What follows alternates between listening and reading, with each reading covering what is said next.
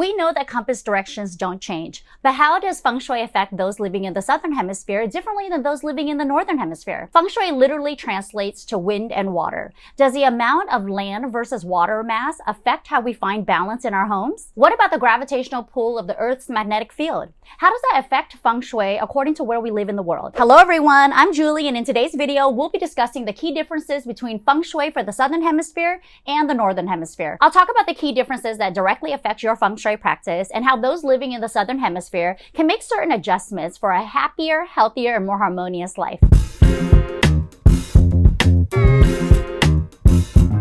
What are the main differences between the Northern and Southern Hemispheres? The obvious difference between the two hemispheres is that the Northern Hemisphere lies above the equator and the Southern Hemisphere lies below the equator. The hemispheres have different amounts of land mass, different amounts of ocean and sea. It has varying weather patterns, different climates. But remember that the compass directions don't change. North will always be north, south will always be south, no matter where you live in the world. But here's what Feng Shui is mostly concerned with. In the Southern Hemisphere, the sun moves through the northern skies, while in the Northern Hemisphere, the sun travels a southern orbit. This means that in the Northern Hemisphere, it is coldest in the north, hottest towards the south. In the Southern Hemisphere, it's coldest in the south and hotter towards the north. Our weather patterns are flipped, our seasons are reversed. Right now, it's September and we're nearing fall in the Northern Hemisphere. In the Southern Hemisphere, they're actually gearing up for springtime. This part is going to get a little technical, so I made a little diagram to help you follow along. Feng Shui practice guides that when you're building homes, you want to orient the homes facing the sun and protecting yourself away from the cold drafts that are coming in the opposite direction. The terminology used to describe these two energies is the red bird and the black tortoise. These symbolic creatures are associated with the type of qi emanating from either direction. In the Northern Hemisphere, the southern direction of fire is depicted with a heat, bright yang red bird, and the northern water direction is a cold, dark yin black tortoise. The red bird is an active yang energy used to describe really social areas of the home, and we're talking about kitchens, living rooms, balconies, common areas, even the dining room. It needs to be a more open yang element, allowing the sun's vital energy to permeate the home. In this case, the red bird areas of the home should incorporate larger, more open spaces.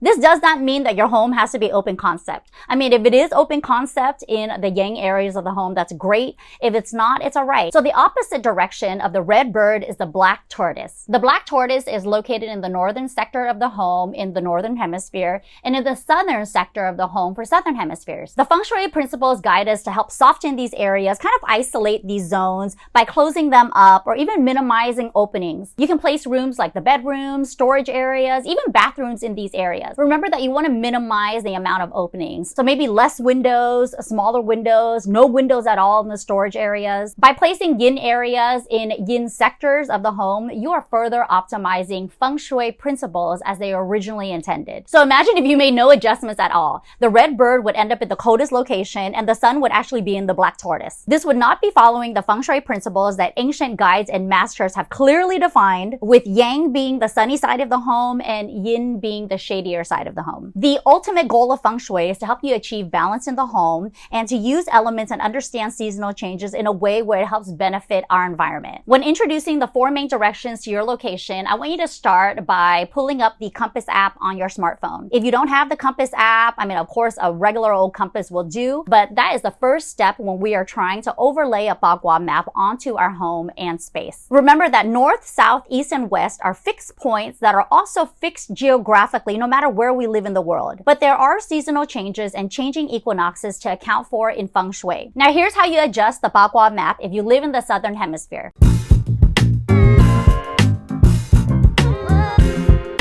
In our part of the world, the strong yang sun, which is a fire element, comes from a southern aspect. If you live in the Southern Hemisphere, the equator is above you. The equator is like the hottest spot on Earth, right? In Australia and New Zealand, for example, homes are designed to benefit from the warmth of the sun. So they're actually designed to be facing the sun in this direction. So now when you're applying the Bagua map in the Southern Hemisphere, the compass directions stay the same, but the elements are actually mirrored. Where north is water for us in the Northern Hemisphere, south would actually be the water element for you in the Southern Hemisphere. Let's go through this Bagua map together. So now that the fire element is in the north, the water element is in the south. Now, east and west stay the same. East is still the wood element for both northern and southern hemispheres. Metal will always be on the west side, no matter where you live, north or south. Here's where things get totally reversed. If you look at the southern hemisphere Bagua map, you'll notice that in the northwest sector of the home, it is the love and relationships corner. In the southwest sector is helpful people and travel. In the northeast sector, it's all about wealth and abundance. And in the southeast sector, it's where knowledge and self-cultivation come into play. Okay, I know that was a little bit confusing. Everything's kind of like reversed, but do you get it now? Now that you understand the compass directions and the ins and outs of the Bagua map, how do you use this Bagua map to help balance your home? I think this is the part that gets the most people confused. You have two choices when you're overlaying the Bagua map onto your home. You can actually isolate it to a single room, or you can overlay it on the entire sketch of your home. So it's really just up to you how you want to implement this practice. But let's talk about some of the common issues that a lot of us face and how you can use Feng Shui to help harmonize your life.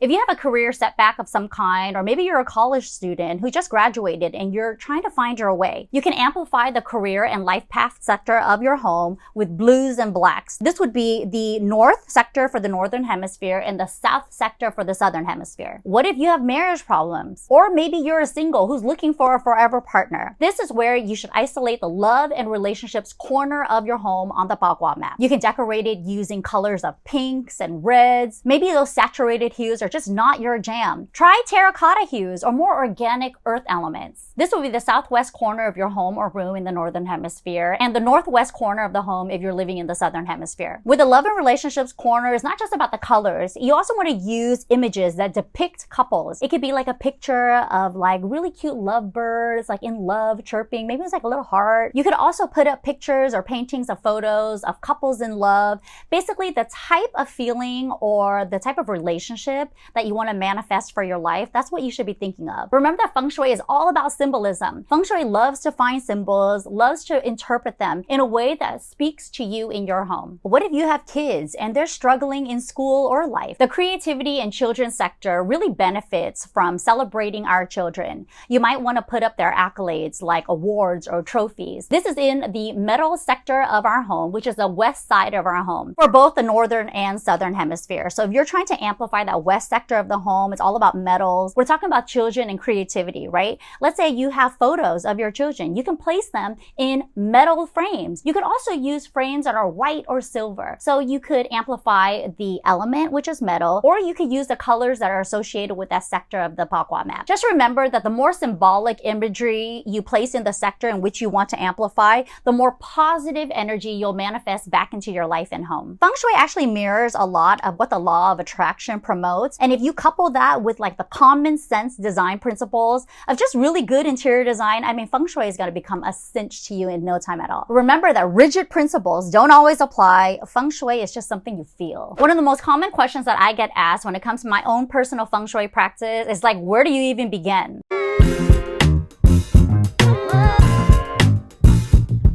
Personally, I would lean towards making those adjustments to energetically tune into what's happening on my part of the world. You do this with seasonal changes first, and then you want to look for specific conditions that you have in your home and life that you want to improve on to help navigate what you do with that Bagua map. We're nearing the end of summer here in Southern California, so seasonal fall changes aren't going to happen for another couple of months, but I'm actually going to get a head start. What I want to do is tap into the family, health, and community sector of my home, which is the east side. That's all about growth and cultivation. I'm going to decorate with some warmer fall colors, some cozy textures. Color is a really great way for you to personalize your space and create a balance of energies and elements inside your home. Color can be used over the entire house or separate rooms. Remember that the colors don't have to be literal. You can use a spectrum of colors that you like that pertain to that specific element. It's a fun way to experiment with playing with symbols and meanings. When you can embrace the color of a particular element with a relevant placement, then this becomes what energy vibration is all about. about. I love color. I don't shy away from it. Clearly, I'm wearing a whole lot of color.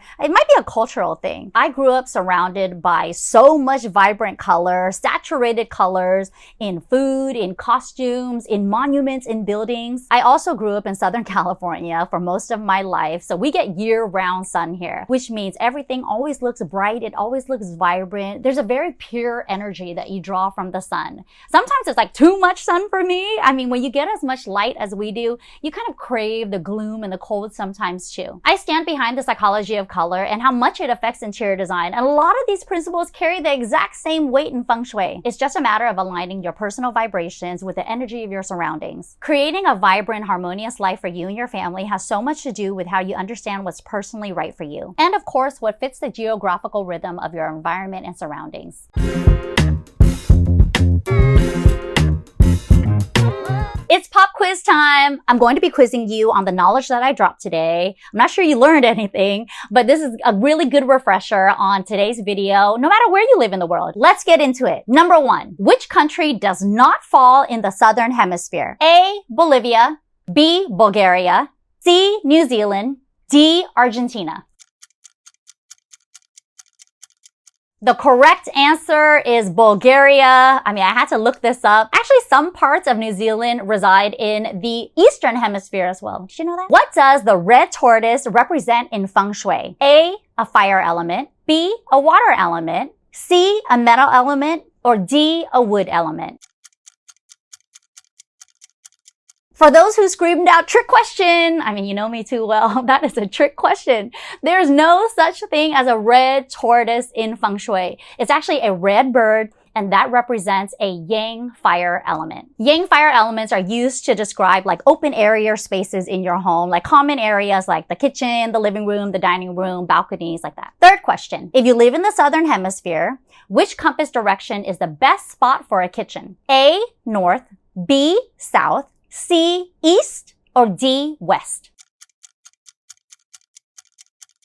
The correct answer is A, north, because if you're living in the Southern Hemisphere, north is going to be the hottest compass direction because north is closest to the equator. Remember that according to Feng Shui, you want to place the kitchen in the brightest, sunniest, most open spot in the home. Most of us are not going to change the location of a kitchen, but what we can do is introduce more elements that help correspond to the certain element of the sector of our home. Number 4, which direction should you sleep in the Southern Hemisphere? A, north, B, south, C, east, D, west.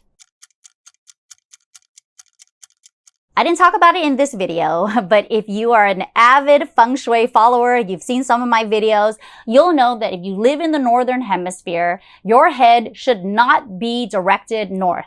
If you live in the Southern Hemisphere, your head should not be directed south. Now, why is that? The idea behind this concept is that it's all about aligning your inner compass with the Earth's magnetic field. You want to point your head towards the equator because that's where it's hottest. When you're sleeping at night, you're in bed, that's a yin energy. Remember that Feng Shui is all about balance. If you have a yin energy, which is when you're sleeping, you want to balance that with a yang energy, which means pointing your head where it's hot so that you can balance the cold. You get it? But there's a caveat. I actually don't always agree with this principle. In a bedroom, I prioritize the command position of the bedroom, no matter what direction your head is located in. So if you need a refresher on this, definitely check out this video that I'm going to link right here. It's Feng Shui for the bedroom. Avoid these taboos. I go into a really deep dive with everything that you need to account for in a bedroom. So definitely check that video out. Okay, so the last question on today's pop quiz. Which elements of the Bagua map cancel each other out? A, water and wood,